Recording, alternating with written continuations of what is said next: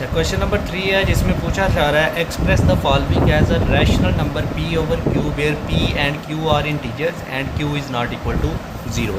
तो यहाँ पर हम देखते हैं सबसे पहले हमें ये पता होना चाहिए रैशनल नंबर क्या होता है। ये हमने पहले लेक्चर में सीखा था। रैशनल नंबर जो p ओवर q की फॉर्म में लिखा जा सकता हो और q is not equal to 0, जिसमें q की वैल्यू 0 नहीं होगी। और इसमें हमें जो पॉइंट में नंबर दिया होगा, जो रिकरिंग डेसिमल नंबर है इस ये दिया होगा, इसको आपने क्या करना है p ओवर q की फॉर्म में लिखना है। रिकरिंग डेसिमल नंबर का मतलब होता है जो रिपीट हो रहा होता है, बार बार रिपीट हो रहा होता है। उसके बाद हम करते हैं जी, इसको स्टेप बाय स्टेप करेंगे, इसको सॉल्व करते हैं। सॉल्व करने के लिए आपको 3 स्टेप आने चाहिए। ये जो नंबर दिया हुआ है, जो भी नंबर दिया हुआ उसको लेट कर लेंगे x के इक्वल, तो ये x इज़ इक्वल टू 0.4 बार आ जाएगा। लेट करेंगे x इज़ इक्वल टू 0.4 बार। ये बार का मतलब होता है ये 4 जो नंबर है ये रिपीट हो रहा है, बार बार रिपीट हो रहा है, तो इसको हम यूँ लिख सकते हैं 0.444 अप टू सो ऑन। ये चलता ही जा रहा है, ये ख़त्म नहीं हो रहा, इसका एंड कोई नहीं हो रहा। अब इसको करते हैं, इसको हम कह लेते हैं, नाम दे लेते हैं, ये कोई ये नंबर 1 है। उसके बाद हम करेंगे, अगर आपको नज़र आ जाए पॉइंट के बाद एक ही डिजिट रिपीट हो रहा है तो आपने 10 के साथ मल्टीप्लाई करना है। 1 के बाद एक 0 होता है, तो इसका मतलब है इसको आपने किसके साथ मल्टीप्लाई करना है, 10 के साथ। यहाँ पर हम लिखेंगे मल्टीप्लाइंग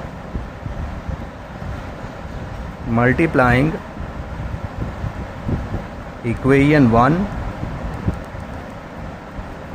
बाय 10 के साथ इक्वेशन 1 को मल्टीप्लाई करेंगे, तो इसके साथ मल्टीप्लाई करेंगे तो ये क्या बन जाएगा हमारे पास 10x इज़ इक्वल टू, इसको भी 10 के साथ मल्टीप्लाई करेंगे तो 0.444 अप टू सो ऑन। ये चलता जा रहा है 10 के साथ। अगर कैलकुलेटर पे भी मल्टीप्लाई करेंगे या फिर सिंपल भी आप मल्टीप्लाई करेंगे तो 10 की पावर 1 है, तो ये पॉइंट आगे की तरफ मूव कर जाएगा, तो ये बन जाएगा 4.44 और आगे 4 अप टू सो ऑन। ये चलता जा रहा है। ये 3 4 है, 3 4 यहाँ पर मौजूद। इसका मतलब ये नहीं है कि ये 3 हैं बस, ये बहुत सारे हैं, अप टू सो ऑन चलते जा रहे हैं। मैंने यहाँ पर दोबारा से 3 किए।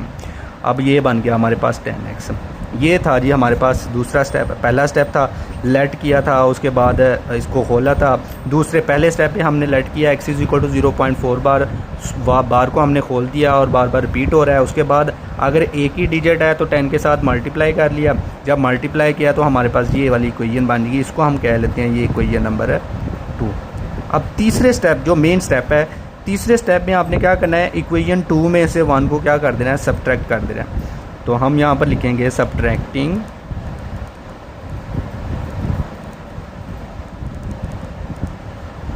Equation 1 from 2। अगर आप इक्वेशन 1 को 2 में से माइनस कर रहे हैं, सब्ट्रैक्ट कर रहे हैं, तो पहले आपने क्या लिखना है, सब्ट्रैक्टिंग इक्वेशन 1 फ्रॉम 2। 2 में से 1 को माइनस किया जा रहा है, सब्ट्रैक्ट किया जा रहा है। तो यहाँ पर देखें 2 वाली इक्वेशन क्या है हमारे पास, लेफ्ट साइड पर देखें तो 10x लिखा हुआ है। माइनस कर रहे हैं पहले वाली, तो पहले वाली इक्वेशन में क्या लिखा हुआ है, लेफ्ट साइड पर x लिखा हुआ है, तो 10x माइनस x। और इसकी राइट साइड पर क्या लिखा हुआ है, 4.444 अप टू सो ऑन। ये चलता जा रहा है। माइनस करेंगे, सब्ट्रैक्ट करेंगे, ये ब्रैकेट लगाए या ना लगाएं आपकी मर्ज़ी है। और उसके बाद 1 वाली राइट साइड पर क्या लिखा हुआ है, 0.444 अप टू सो ऑन। ये चलता जा रहा है।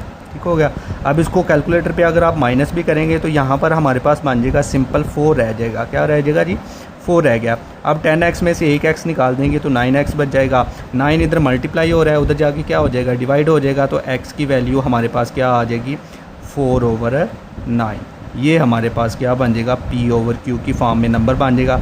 देखिए जी हमारे पास 0.4 बार था, 0.444 up to so on recurring decimal number दिया हुआ था। इसको हमने 3 स्टेप में जो है वो रैशनल नंबर बना दिया, p ओवर q की फॉर्म में इसको ज़ाहिर कर लिया है। ये था जी हमारे पास पार्ट नंबर 1। उसके बाद पार्ट नंबर 2 है, वो हम करते हैं। चले जी, अगला क्वेश्चन है, पार्ट है हमारे पास 0.37। अब पिछले पार्ट में हमने देखा था एक ही डिजिट था, 4 वाला था, लेकिन इसमें 2 डिजिट आ गए हैं, एक 3 है और दूसरा क्या 7 है। तो इसको भी स्टेप बाय स्टेप करेंगे। पहला स्टेप क्या पढ़ा था हमने, पहला स्टेप था हमारे पास लेट करेंगे x इज़ इक्वल टू जो भी नंबर दिया हुआ है 0.37 बार। इस बार का मतलब क्या होता है, 0.37 जो है वो रिपीट हो रहा है, 37 अप टू सो ऑन। ये चलता जा रहा है। तो ये है जी हमारे पास इक्वेशन नंबर 1। उसके बाद हमने दूसरे स्टेप में किया था जितने मतलब डिजिट होंगे नंबर में उतने ज़ीरोज़ के साथ मल्टीप्लाई कर देना। मतलब अगर 2 डिजिट है तो 100 के साथ, आपको पता है 100 में 2 डिजिट 2 ज़ीरोज़ होती हैं, और 1 डिजिट आ जाए तो 10 के साथ क्या था 1 ज़ीरो होता है, और अगर 3 डिजिट आ जाए तो 1000 के साथ मल्टीप्लाई कर लेते हैं। ठीक हो गया। तो इसको 100 के साथ मल्टीप्लाई करते हैं, तो यहाँ पर हम लिखेंगे मल्टीप्लाइंग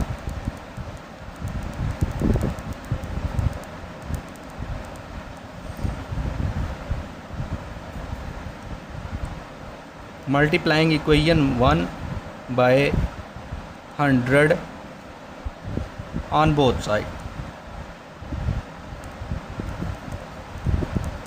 तो ये बन जाएगा, लेफ़्ट साइड पर देखें तो x को 100 के साथ मल्टीप्लाई करना है तो 100x बन जाएगा।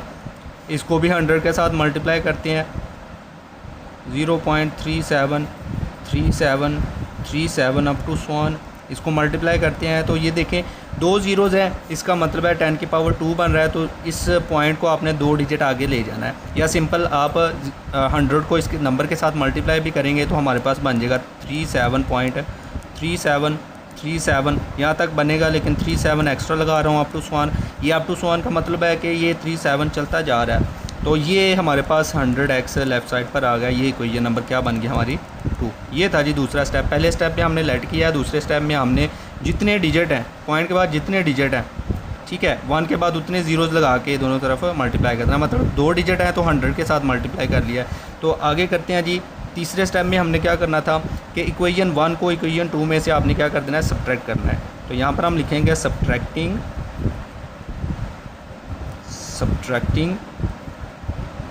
Equation 1 from 2।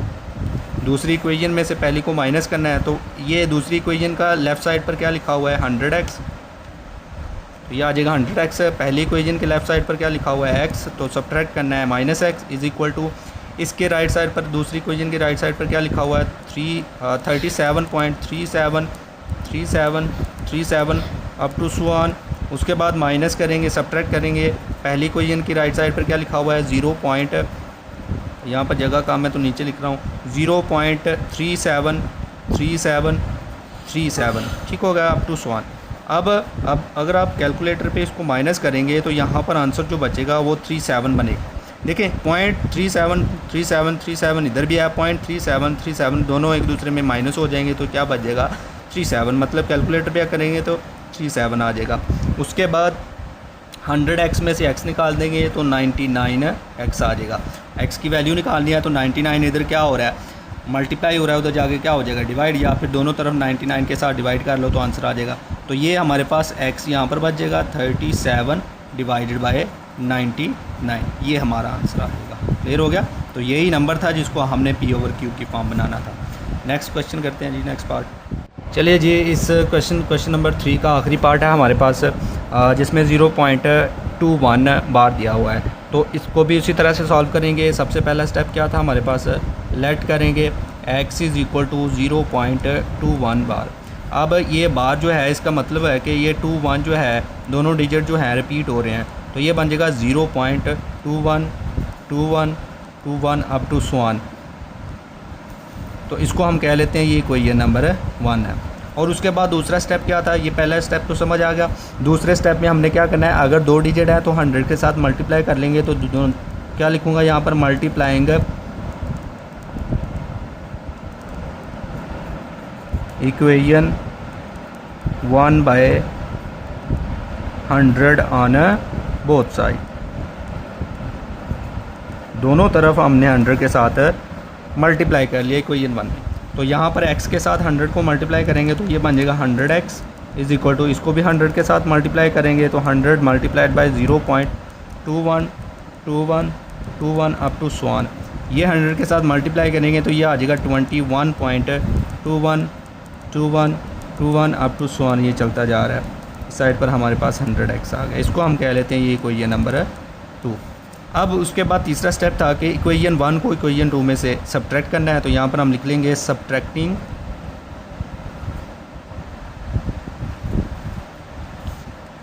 Equation 1 from equation 2।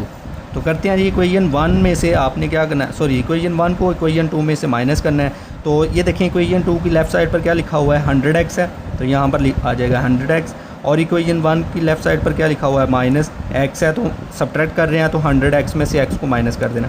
उसके बाद इक्वेशन 2 की राइट साइड पर देखें तो ये 21.21 अप टू सो ऑन ये चलता जा रहा है, सब्ट्रैक्ट करना है तो नीचे लिख लेते हैं इक्वेशन 1 की राइट साइड पर क्या लिखा हुआ है 0.21 अप टू सो ऑन। इन दोनों में से इसको नंबर को माइनस करेंगे कैलकुलेटर पे तो आपके पास आंसर आ जाएगा 21 आ जाएगा। तो यहाँ पर 100x में से एक x निकाल देंगे तो क्या बच जाएगा 99x। बेटा फिर भी आपने ये देखना है कि 21.21 इधर भी है, दोनों सब्ट्रैक्ट हो रहे हैं तो ये ख़त्म हो जाएगा, सिंपल नंबर क्या बच जाएगा हमारे पास 21। तो यहाँ पर 90x की वैल्यू निकालनी है तो x के साथ जो भी नंबर होता है उसको दूसरी साइड पे ले जाते हैं। अगर ये मल्टीप्लाई हो रहा है उधर जाके डिवाइड हो जाएगा, तो 99 मल्टीप्लाई हो रहा है उधर जाके डिवाइड हो जाएगा, तो यहाँ पर बच जाएगा x, तो 21/99 ये हमारा रिक्वायर्ड आंसर है जो कि हमारे P/Q की फॉर्म में रैशनल नंबर को हमने शो कर दिया। पॉइंट में नंबर दिया हुआ था, रिकरिंग डेसिमल नंबर था, इसको हमने P/Q की फॉर्म में बना दिया है।